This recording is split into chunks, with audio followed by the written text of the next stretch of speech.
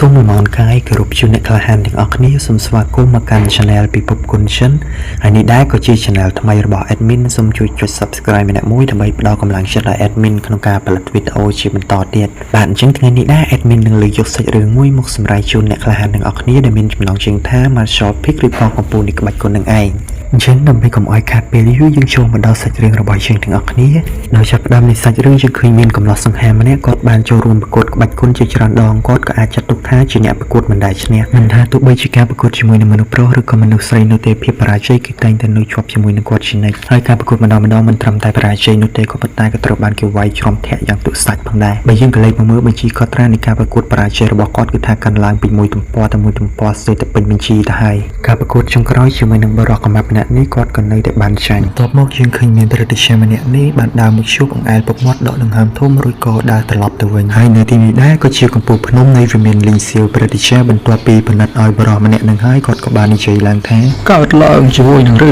គល់កម្រិតទីមិនស័ក្តិសមក្នុងការហាត់គុណនោះទេត្រឡប់ទៅផ្ទះវិញទៅអឡអតែបរិះម្នាក់នឹងក៏នៅតែប្រាប់ថាសិស្សគឺតែងតែមានក្តីសុបិនចង់វឹកហាត់ដើម្បីបង្កើននូវកម្លាំងរាងកាយប្រតិជនម្នាក់នឹងក៏បានលើកឡើងថាដោយសារតែឯងមិនព្រមចាក់ចែងបាយយោងទៅតាមវិន័យរបស់បកចាំបាច់ត្រូវធ្វើការឲ្យបកជារៀងរាល់ថ្ងៃស៊ូបញ្ជាក់ថាតើឯងសុខចិត្តទេបរិះម្នាក់នឹងក៏បានឆ្លើយថាខ្ញុំសុខចិត្តគណៈពេលដែលប្រតិជនក៏នៅតែបញ្ជាក់ជាមុនថាបើសិនជាក្នុងរយៈពេល3ឆ្នាំគេមិនអាចឆ្លងផុតនូវការលុតដំរាងកាយកម្រិតទី3នោះទេក៏នឹងត្រូវបានបណ្តេញចេញពីបកដូចគ្នាដែរអ្នកបញ្យុទ្ធមិនដែលឈ្នះរបស់យើងក៏បានតបឲ្យថាបើសិនជាក្នុងរយៈពេល3ឆ្នាំសិស្សពិតជាមិនអាចសម្រេចបានឡើងផុតពីកម្រិតទី3នៃការលុតដំរាងកាយពិតមែនមិនថាទោះបីជាសម្រេចអ្វីសិស្សនឹងមិនប្រកែកឡើយសាច់រឿងក៏បានកាត់ទៅដល់80ម៉ោងក្រោយមកគាត់បានណែនាំខ្លួនសិស្សសាឡបងចង្ខៃកម្រិតទី3នៃការលុតដំរាងកាយសូមជួយណែនាំផងតែមើលទៅកាន់គូប្រកួតរបស់គាត់ដូចជាចង់មើលស្រាវជ្រាវភាពរបស់ចង្ខៃយ៉ាងម៉េចទៅខាត់ស្ដោះឲ្យឡើងពេញហ្នឹងជាវិទានជនកម្រិតទី5នៃការលុតដំរាងកាយណែនាំផងជាម្នាក់នេះក៏ចាប់អារម្មណ៍ផងដែរកម្រិតទី3ប្រកួតគ្នាជាមួយនឹងកម្រិតទី5សម្រាប់អ្នកទីប្រាប់ថាកម្រិតខុសគ្នាត្រឹមប៉ុណ្ណេះគឺអាចប្រកួតគ្នាបានហើយក៏ប៉ុន្តែនៅក្នុងបកកម្ររកណាស់នៅកម្រិតទី3នៃការចម្រាញ់រាងកាយពួកគេនិយាយចេញមកដូចជាចង់មើលងាយជីវភាពរបស់យ៉ាងខៃតែម្ដងរមមានធំម្នាក់នេះទៀតបាននិយាយទៅតាមវិន័យបកថាសិស្សគ្រប់គ្នាគឺអាចចូលរួមប្រកួតជារៀងរាល់5ថ្ងៃម្ដងរីឯយ៉ាងខៃរបួសពីមុនមិនតាន់ជាសះស្បើយផងប៉ុន្តែពេលនេះគេបែរជាចូលរួមប្រកួតទៀតស្របពេលដែលស្លឹកឈើមួយធ្លាក់ចុះមកយ៉ាងខៃចាប់ផ្ដើមសម្រុកចូលស្រែកប្រើនៅកណ្ដាប់ដៃទៅ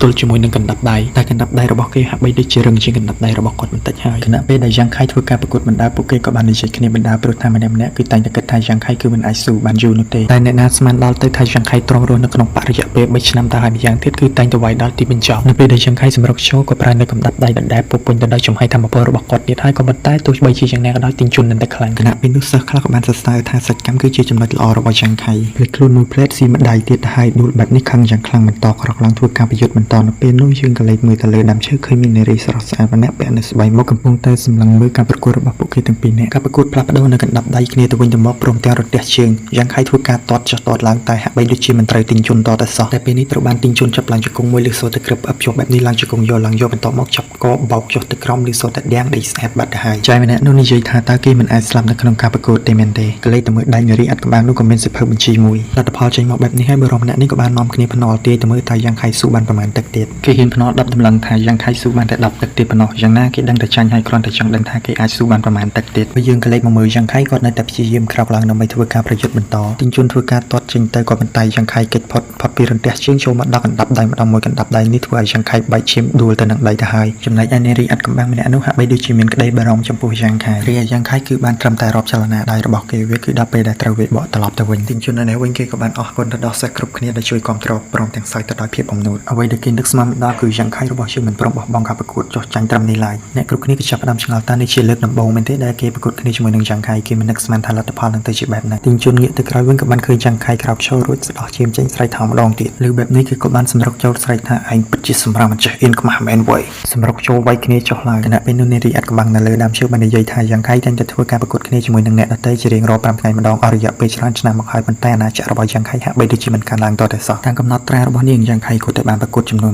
148ដងក៏ប៉ុន្តែមិនដាច់ឈ្នះសូម្បីតែម្ដងមើលទៅកាន់យ៉ាងខៃម្ដងនេះហាក់បីដូចជាក្រនបាល់ស្រ័យសម្រុកចូលប្រើនៅរន្ទះជើងទីបំផុតគេក៏បានតតត្រូវទីជន់មួយជើងវិញហើយសិស្សគ្រប់គ្នាក៏បានស្រែកថាយោមើលទៅដូចជារីកចម្រើនក្របាល់ដែរតាអ្នកនេះវិញក៏បាននិយាយថាអូទីជន់ណាឯងមិនអាចចាញ់តែបែបហ្នឹងទេមែនអត់អ្នកទាំងពីរបន្តប្រយុទ្ធគ្នាយ៉ាងខៃធ្វើការវាយចុះវាយឡើងតចុះតឡើងក៏ ក៏មិនតែត្រូវគេរងជាប់ក៏ដូចជាកិច្ចផុតរហូតទីជនរវាងមួយជើងបណ្ដាលឲ្យយ៉ាងខៃដេកដួលក៏មិនតែយ៉ាងខៃនៅតែអាចក្រោកឡើងមកវិញបានប្រើនៅកណ្ដាប់ដៃរបស់គាត់ប្រយុទ្ធបន្តតែមិនថាទោះបីជាមានកម្រិតឬវិជាគុណនោះទេយ៉ាងខៃមិនមែនជាដៃគូរបស់គេឡើយលទ្ធផលត្រូវបានគេចាប់ច្បាច់កោជាប់ព្រមទាំងនិយាយថាឯងចាប់ចុះចាញ់យើងភ្លាមទៅយ៉ាងខៃមិនព្រមគេក៏បានបោកផ្ទុកទៅនឹងដីពេញមួយទំហឹងហើយក៏បាននិយាយថាឲ្យឯងសម្ងាញ់រកបន្តិចសិនចុះនារីម្នាក់នេះឃើញចឹងហើយក៏បានប្រាប់ឲ្យយ៉ាងខៃចុះចាញ់ទៅគុំបង្ខំខ្លួនឯងដើម្បីតែបន្ទុកតិចតួចអីសូម្បីតែទីជនឃើញយ៉ាងខៃក្រោកមកវិញគេក៏មិនឆ្លងដែរពិតជាមិនចេះចប់ចេះហើយមានវ័យយ៉ាងខៃនៅតែហក់ចូលមកប្រើនៅកណ្ដាប់ដៃតែក៏ត្រូវទីជនប្រើនៅជើងធាក់ពេញមួយទំហឹងទៀតចឹងទៅត្រូវថ្មរពងរបស់សាសដតីទៀតទៅហើយឃើញបែបនេះផ្ទុយពីការណាត់គេបាននិយាយថាមិនអីទេនៅមានដង្ហើមនៅឡើយបេក្ខមាម្នាក់នេះក៏ដូចជាមុំម៉ៅព្រោះថាចាញ់នៃការភ្នាល់បើសិនជាយ៉ាងខៃព្រមចុះចាញ់មុននេះបន្តិចគេក៏មិនចាញ់ដល់អស់គូតខោបែបនេះដែរអញ្ចឹងសំតែនឹងវាយនារីនៅខាងលើដើមឈើបានបាញ់នៅមួយជុលមួយធ្វើឲ្យគេទុនជង្គង់ក្រឹបគេក៏ឆ្ងល់ដែរ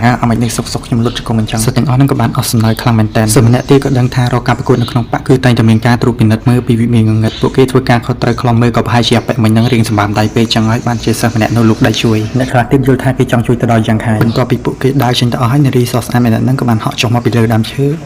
រួចឈរមើលសម្លឹងទៅកាន់យ៉ាងខៃដែលស្លាប់មិនទាន់ដេញខ្លួននៅឡើយជួយបង្វិលរួចនាងក៏ចាប់ទាញជើងអូសទៅតែម្ដងព្រមទាំងនិយាយថាពិតជារឿងរុះខ្លាំងណាស់បើកុំតានាងជួយមុននេះបន្តិចប្រហែលជាត្រូវបានគេទាត់ស្លាប់ទៅហើយរួចហើយដាក់យ៉ាងខៃផ្អែកទៅនឹងដើមឈើរួចរំលឹកថារាល់ពេលប្រកួតម្ដងយ៉ាងខៃតែងតែប្រកួតជាមួយអ្នកដែលខ្លាំងជាងខ្លួនក៏មិនដឹងថាហេតុអ្វីបានជាបថុយជីវិតខ្លួនឯងបែបនេះទុកដបឆ្នាំមួយនៅក្នុងដៃសួរថាតើលោកមិនខ្លាចស្លាប់ដោយសារការប្រកួតទេមែនអត់បន្ទាប់មកនាងក៏បានដើរចេញទៅសាច់រឿងកាត់ទៅដល់80ម៉ោងក្រោយមកយ៉ាងខៃនៅតែបន្តសន្លប់រហូតដល់ព្រះអាទិត្យជិតលិចបន្ទាប់មកដឹងខ្លួនក្អកមានឈាមទៀតផងសម្លឹងមើលទៅកាន់ព្រះអាទិត្យដែលជិតលិចចាញ់ម្ដងទៀតហើយលើកនេះរបួសរៀងធ្ងន់ជាងលើកមុនទៅទៀតទោះបីជាមិនដឹងថាអ្នកណាជាអ្នកជួយក៏ប៉ុន្តែក៏អរគុណហើយគេតែងតែមើលនៅការប្រកួតរបស់គាត់ដោយសម្ងាត់ជាច្រើនឆ្នាំកន្លងមកនេះព្រមទាំងប្រគល់ឲ្យនៅថ្នាំទុកព្យាបាលរបួសនៅថ្ងៃណាមួយខ្ញុំច្បាស់ជាឈ្នះធ្វើឲ្យអ្នកមានមោទនភាពលើកអស់ដាក់លើស្មាគ្រាន់តែការកំណត់3ឆ្នាំជិតមកដល់បើសិនជាមិនអាចបំបែកឆ្លងផុតនៅកម្រិតទី3នៃការចម្រាញ់រាងកាយនោះទេខ្ញុំច្បាស់ជាមិនអាចជួបអ្នកម្ដងទៀតហើយយ៉ាងខៃក៏បានដើរចេញទៅហើយមកដល់ទីនេះសាច់រឿងរបស់យើងក៏បានមកដល់ទីបញ្ចប់នេះគ្នាចង់ដឹងសាច់រឿងនឹងទៅជាយ៉ាងណាសូមធ្វើការរងចាំទស្សនាជាមួយនឹង admin ទាំងអស់គ្នា